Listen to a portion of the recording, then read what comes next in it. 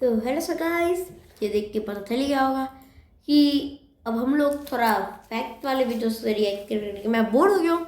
तो अब मैं रिकॉर्ड कर रहा हूँ एक हॉरर वीडियो जो कि भाई इसका थंबनेल पहले बहुत डरावना लग रहा है मुझको।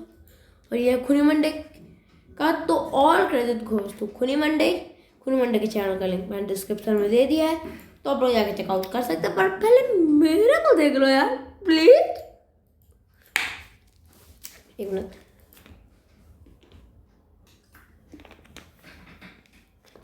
प्यास लगी थी, अब चालू करते हैं। दोस्तों, आज की हॉरर स्टोरी सुनाने से पहले मैं आपको एक इंटरेस्टिंग सा स्टैट बताना चाहता हूँ। हमारी कहानियां देखने वाले 80% लोग ऐसे हैं जो हमारी वीडियोस एंजॉय तो करते हैं, लेकिन उन्होंने हमारा को 20% लोग सब्सक्राइब तो किए हैं। मेरे में तो बस 2% है, तो आप लोग मुझको भी सब्सक्राइब करें, खुनी मंडे को सब्सक्राइब करें प्लीज।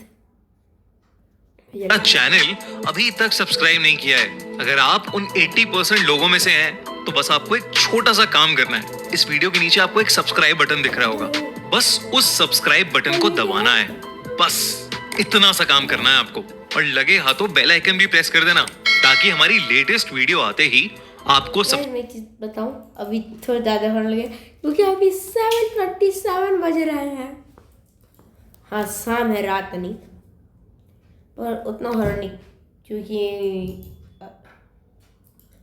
कहते कौन आदमी है जो कि मेरे पापा। चलिए वीडियो प्ले से पहले पता चले।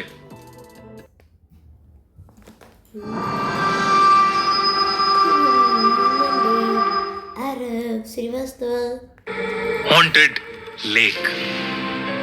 रानी एक मछुआरों के परिवार से थी, पर अपने पिता के गायब होने के बाद घर की सारी जिम्मेदारी अब 13 साल की रानी पर आ गई थी। एक दिन उसके पिता मछली पकड़ने गए, पर कभी वापस ही नहीं आए।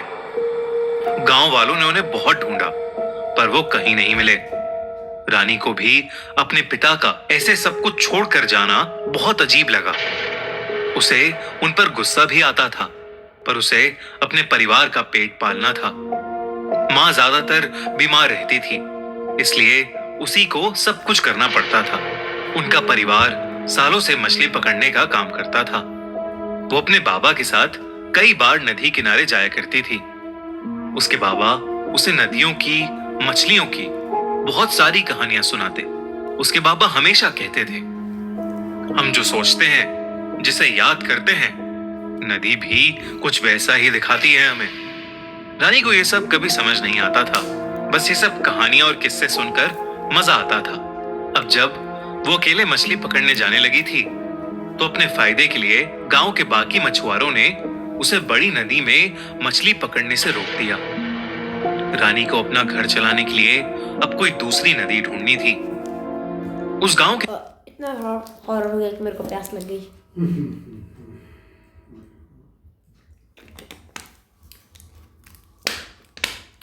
अब सही है। 2 हिस्से थे। एक हिस्सा जहां सारे घर और वो बड़ी सी नदी थी, और दूसरे हिस्से में बस जंगल। अब जंगल इतना घना था कि वहां कोई जाता ही नहीं था। लेकिन गांव में ऐसा कहा जाता था कि जंगल के बीच एक नदी थी। रानी ने वहां जाने का सोच लिया था। एक रोज वो सारा सामान लेकर जंगल के लिए निकल गई। वहां बचपन से रहते हुए भी उसने कभी वो जंगल अंदर से नहीं देखा था। दिन के उजाले में भी उस जंगल में अंधेरा सा भरा था। कहीं चमगादड़ों की चीखें, तो कहीं सांपों की रेंगने की आवाजें। ये सब उस जंगल में रानी को डरा रहे थे। लेकिन फिर भी रानी हिम्मत करके उस जंगल के अंदर चली जा रही थी। तभी उसे कुछ दूर पर एक नदी दिखी। वो उस नदी के पास जाकर उससे पानी पीने लगी। लेकिन नदी से पानी पीते हुए जैसे ही रानी ने पानी में झांका, तो उसे अपनी परछाई की जगह अपने बाबा की परछाई दिखी। रानी तुरंत पीछे होकर चिल्लाई, बाबा! तभी जब उसने फिर से देखा, तो वहां कुछ भी नहीं था। रानी को लगा कि शायद ये उसका वहम होगा, तो वो इस पर ज्यादा ध्यान न देते हुए अपने मछली पकड़ने का जाल बिछा। सबसे ज्यादा बकवास चीज है वो दिखा, वहम होगा। अब मान लीजिए आप लोग को भूत देखा, आप लोग अपने दोस्त को बता रहे हैं, वो उसके तरफ से क्या रिप्लाई आ रहा है? वह होगा भाई वह क्या है यार, अरे ये वह सारा भूत के टाइम पे कहाँ आता है? जितना वह है सारा भूत के टाइम पे क्यों? आने लगी। उसने जैसे ही उस जाल को नदी में फेंकने की कोशिश की, उसका बैलेंस बिगड़ा और वो नदी में ही गिर गई। रानी को तैरना नहीं आता था, तो हड़बड़ाहट में वो खुद को संभालने की कोशिश करने लगी। खुद को संभाल कर वो नदी से निकल ही रही थी कि अचानक उसे ऐसा लगा जैसे नदी के अंदर से किसी ने उसके पैर को पकड़ लिया हो और उसे नदी की तरफ ही खींच रहा हो। रानी पूरी तरह बौखला गई और अपने पैरों को जोर से चलाने लगी। उसका पैर तो छूट गया, लेकिन जब उसने पीछे देखा तो वहां कोई भी नहीं था। उसे अब और अजीब लगने लगा था। वो वहां किसी इंसान के आसपास होने का एहसास कर पा रही थी। इससे पहले कि उसे कुछ समझ आता, उसे नदी में कुछ उसकी तरफ आता हुआ दिखाई दिया। एक लाल कपड़ा उसी की तरफ बहता हुआ आ रहा था।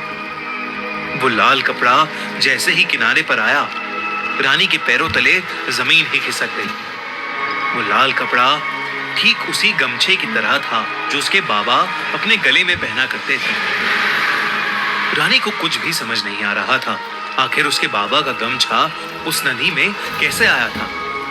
रानी ने खुद को समझाया कि वो लाल कपड़ा किसी का भी हो सकता था और वो खड़े होकर फिर से जाल बिछाने लगी। रानी मछलियों का चारा लेने के लिए पीछे रख के अपने सामान के पास गई। जब उसने अपने सामान का थैला खोला तो उसके बीच उसे अपने बाबा की एक फोटो दिखी। चौंकाने वाली बात यह थी कि उस फोटो को वो खुद नहीं लाई थी, और तो और उस फोटो में किसी ने उसके बाबा की आंखों को बुरी तरह खरोचा हुआ था। रानी ने सब काम वहीं छोड़कर वहां से निकलने का सोचा। उसे यकीन हो गया था कि उस जगह में कुछ तो गलत था। वो अपना जाल उठाने के लिए नदी के पास वापस गई, लेकिन जैसे ही रानी ने जाल को हाथ लगाया, उस जाल में एक अजीब सी हलचल होने लगी। रानी को लगा कि शायद जाल में मछलियां फंस गई थीं, और इसलिए उसने जाल को जोर से बाहर खींचा। पर उस जाल के साथ नदी से जो बाहर आया, वो रानी ने अपने सपनों में भी नहीं सोचा था। उस जाल के अंदर उसके बाबा की लाश थी। रानी की आंखें फटी की फटी रह गईं। वो जोर जोर से चीख कर रोने लगी। तभी उसे अपने पीछे किसी के गुजरने का एहसास हुआ। रानी को लगने लगा था कि कोई बुरी शक्ति उसके आसपास मंडरा रही है, लेकिन रानी अपने बाबा की लाश को वहां छोड़कर भाग नहीं सकती थी। उसने अपने बाबा की लाश को पानी से बाहर घसीटना शुरू कर दिया, पर जब वो लाश पूरी तरह से बाहर आई तो रानी का दिल थम गया। उस लाश का आधा धड़ कटा हुआ था। ऐसा लग रहा था कि मानो किसी जानवर ने उनके आधे धड़ को खा लिया हो। इससे पहले उस सदमे से उभर पाती, उसकी आंखों के सामने से उसी नदी में से एक बहुत ही भयानक औरत निकली। उसके बालों पर काई जमी थी और उसके दांत बहुत ही बड़े और नुकीले थे। उसका पूरा शरीर गला हुआ था और उसके चेहरे पर खून लगा हुआ था। वो रानी की तरफ देखकर मुस्कुराई और रानी की आंखों के सामने ही उस नदी का रंग नीले से लाल होने लगा।